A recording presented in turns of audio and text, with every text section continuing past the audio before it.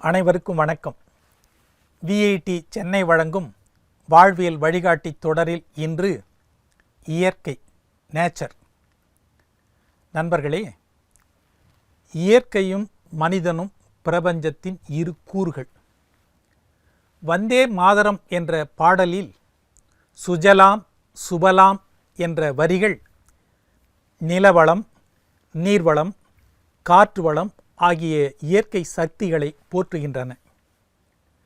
மரங்கள், செடிகள், கொடிகள், மலர்கள், வண்டுகள், ஊர்வன, பரப்பன அனைத்துமே இயற்கையின் படைப்புகள். மனித குலத்தின் துணையின்றி இயற்கை மகிழ்ச்சியாக இருக்கும். ஆனால் இயற்கையின் துணையின்றி மனிதனால் ஒரு நிமிடம் கூட உயிர் வாழ முடியாது. இயற்கையை அண்டி பிழைக்கும் ஒரு சாதாரண படைப்புதான் மனிதன். அறிவியல் இயற்கையின் இரகசியங்களை, முடிச்சுக்களை அவிழ்த்து காட்டலாம். ஆனால் இயற்கைக்கு நிகராக எதுவும் இல்லை. எடுத்துக்காட்டாக சொல்ல வேண்டுமானால், விரல் நகம் ஆரஞ்சு பழத்தின் தோலை உரிக்கிறது, உள்ளே இருக்கும் சுளையை எடுத்து தருகிறது என்றாலும் விரல் நகமே பழச்சுளையாகிவிடாது. அதுபோல அறிவியல் இயற்கையை அறிந்து கொள்ள துணை நிற்குமே அன்றி அதுவே இயற்கையாகிவிடாது. அதாவது அறிவியலே இயற்கையாகிவிடாது. இயற்கையின் உற்பத்தி நிலை வேறு, மனிதன் கண்டுபிடித்த விஞ்ஞான உற்பத்திகளின் நிலை வேறு. மனித உற்பத்தியை எடுத்துக்கொள்வோம். எடுத்துக்காட்டாக, பஞ்சு ஒரு மூலப்பொருள். அதை நூற்றால் நூலாகும். நூலை நெய்தால் ஆடையாகும். ஆடையை கிழித்தால் கந்தலாகும். ஆனால் பஞ்சு மறுபடியும் கிடைக்காது. இதுதான் மனித உற்பத்தியின் நிலை. சரி, இயற்கையின் உற்பத்தியை பார்ப்போம். ஒரு மாம்பழத்தை தின்று மாங்கொட்டையை வீசி எறிகிறோம்.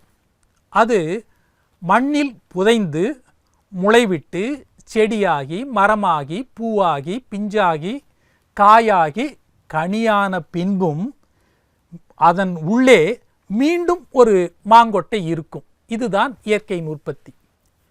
இயற்கைக்கு இணையாக எதையும் கூற முடியாது. சரி, ஒரு கதைக்கு வருவோம். அரசருக்கு பிறந்த நாள் என்பதால் மக்களிடையே பெரும் சந்தோஷம் நிரம்பியிருந்தது. அரசர் அளித்த அறுசுவை உணவை வயிறார உண்டு அரசரை வாழ்த்த மக்கள் காத்திருந்தார்கள். அரசருக்கு பரிசளிக்க தங்களால் இயன்ற பொருட்களை கொண்டு வந்திருந்தார்கள். அங்கு அரசர் வந்தார். ஒவ்வொருவராக பரிசுகளை அளித்து வணங்கி சென்றனர். பிறகு அரசர் அவர்கள் அளித்த பரிசு பொருட்களை எல்லாம் பார்த்துவிட்டு மக்களிடம், நீங்கள் அன்புடன் எனக்கு பரிசுகளை அளித்து கௌரவித்தீர்கள், நன்றி. அவற்றில் மிகச்சிறந்த பரிசு ஒன்றை கண்டேன் என்று சற்று நிறுத்தினார். இதை கேட்ட மக்கள், அந்த உயர்ந்த பரிசு எது, யார் அளித்திருப்பார்கள் என்று தங்களுக்குள் முணுமுணுத்தார்கள். நான் கொடுத்த மாணிக்க கல்லாகத்தான் இருக்கும், ஏனென்றால் உலகில் அதை போல வேறொன்றை காண முடியாது என்றார் மாணிக்க வியாபாரி. இதை கேட்ட வைர வணிகரோ, உலகில் தலை சிறந்தது வைரம், அதற்கு ஈடு இணை எதுவும் கிடையாது, எனவே என்னுடையதுதான் சிறந்த பரிசாக இருக்க முடியும் என்று அவர் கூறினார். அதற்கு நெசவாளி, நான் அரும்பாடுபட்டு நெய்து அளித்த பட்டாடைகள் மேலை நாடுகளில் கூட கிடையாது, அதைத்தான் மன்னர் சொல்லியிருப்பார் என்றார். இப்படி ஒருவருக்கொருவர் தாங்கள் அளித்த பரிசைத்தான் அரசர் மெச்சி இருக்கிறார் என்று பேசிக்கொண்டனர். இந்த சலசலப்பை கேட்ட பிறகு அரசரே பதில் கூற ஆரம்பித்தார். எல்லா பரிசுகளும் சிறந்தவையே, இதில் என்னை மிகவும் கவர்ந்த பரிசு, எல்லோருக்கும் பலன் தரக்கூடியது, அதுதான் இது என்று ஒரு சிறிய மரக்கன்றை எடுத்து காட்டினார்.